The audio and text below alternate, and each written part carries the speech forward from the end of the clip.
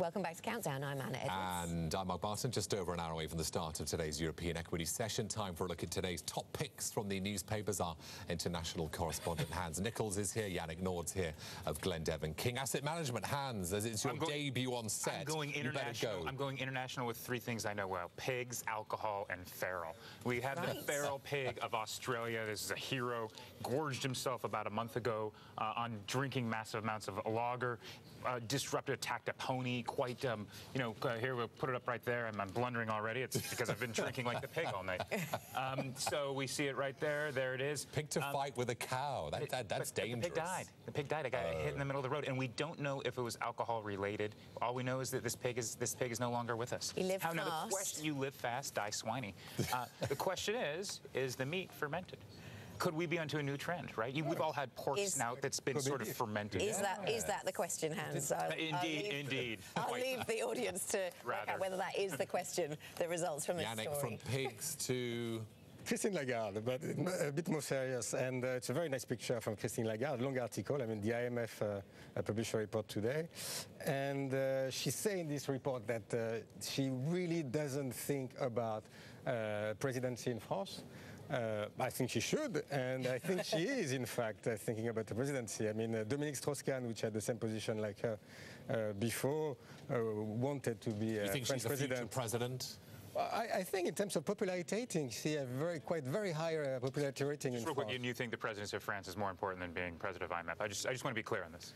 I mean, so far the president of the IMF tend to be French, and the French president as well. So has to be French, yes. So all in all, I mean, it's very difficult to compete, but they both tend to be French. I'm not sure which one. I don't know which one one you have a better power or most control. A better wine cellar. I'm going to go with the presidency, right? Yeah. France, definitely. definitely. They've been selling. I mean, earlier this year they've been selling part of the cellar, so it's not very good news. I wouldn't want it. If I were French, I wouldn't run. No wine cellar, I'm out. No, there we go. I don't think they'll be asking you, Hans. No, I don't think we stand much of a chance. You go. Okay, gadgets, very quickly. I love my polls, you know I do. A poll of 4,000 gadget lovers has produced a list of their favourite over the last century. And as you saw on the tease before the break, no, just a little bit. There you go. There you go. Nappies is among them.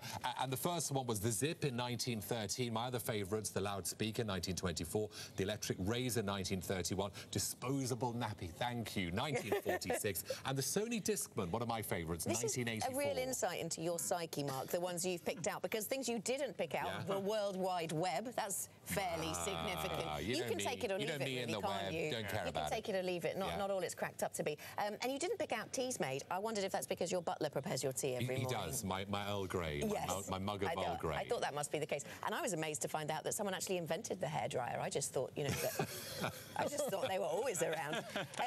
This is my newspaper story.